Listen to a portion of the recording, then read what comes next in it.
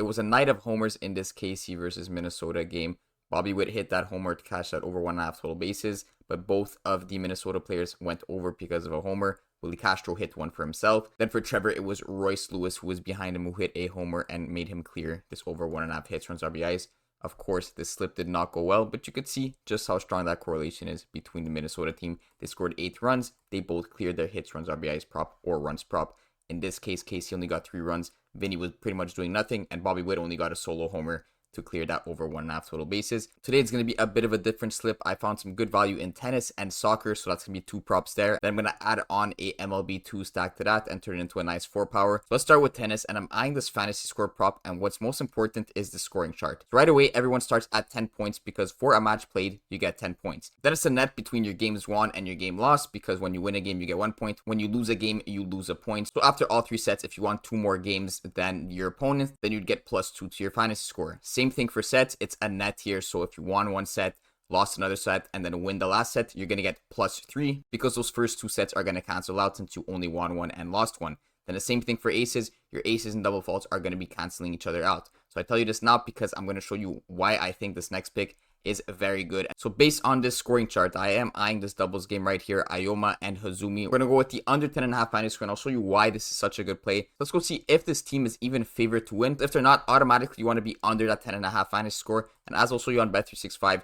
they're actually +100. Their opponent is -138. And you'll see something very similar on FanDuel. +104 for Hazumi's team and then -128 for the other team. So if I convert this into a real percentage, I took the average here at -130 and +100 for the players we're actually taking. That's a 53% chance that they lose the game. Now, as I mentioned, if they lose the match, it's pretty much impossible for them to clear 10.5 fantasy score. Because let's say they start at 10 and they even manage to get a set. Well, they're going to get +3 for winning that set. But if they lose the whole match, that means they would have to lose 2 more sets. So right away, they're at 7 fantasy score at most if they lose the game. Of course, I did not add in the aces and double faults, but we don't have to worry about aces and double faults because in this case, it's always going to be a net negative. Because first of all, we're talking about women, and second of all, we're talking about the doubles. So right here is a nice distribution of how often you're getting double faults in doubles versus singles. And you'll see 3.17% of the time, the winner is going to be getting more double faults in doubles rather than in singles. So on average, there's going to be more double faults in doubles tennis. And you'll also notice there's going to be less aces in doubles. 5.7% of serves in doubles compared to 8% of serves in singles are going to be aces. So there's less aces in doubles, there's more double faults. And we're talking about women's tennis players here, which is crucial because on average, women serve about twice as many double faults as aces. So we're always going to be getting a net negative here because double faults are going to be a -0.5, aces are going to be a +0.5.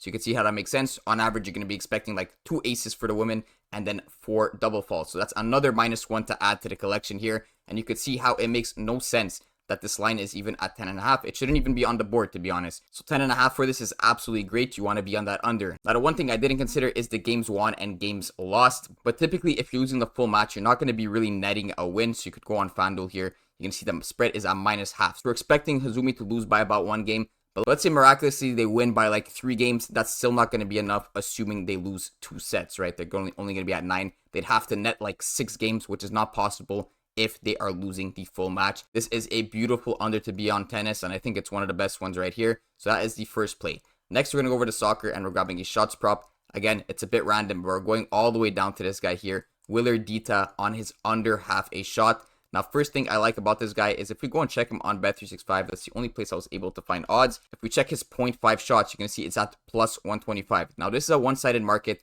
but Bet365 is basically saying we're willing to pay you as if this prop has a probability of hitting at about 44.44%, which means on the other side of that, the under would be hitting at about a 56% chance, probably even more closer to like 58 if you remove the juice. So just based off odds, that's a great pick, but these guys are playing within the Leagues Cup. You're going to see in the 3 games he played, he only got a shot in one of these games. But in that one game where he actually got the shot, it was a cheesy shot here at the 93rd minute. I mean, the game ended literally 2 minutes later. That is just a bad beat. I'm liking those odds of going under half a shot. He already did clear 2 out of 3 times in the Leagues Cup, and it was almost a 3 out of 3 Last five's also looking great. Again, he only got that shot in the Charlotte game here. So that is second pick. I'm not going to go too in-depth in that, just overall good value. And next, we're going to go over to MLB, and we're going to end it off with a stack, similar to what I did in last night's video. We're going to go over to the Cardinals. I'm going with Wilson on his under 1.5 hits, runs, RBIs, and I'm stacking this up with the man in front of him, which is going to be Burleson on his under half a run. As always, this is the expected lineup. I'm hoping it does end up being the confirmed lineup because it's very important that these guys are next to each other in the batting lineup. At least at a 2-3 or a 2-4 would work for us. So Burleson here is in front of Wilson, and like I always say, these guys are very correlated. It's very likely that Wilson's going to be running him in,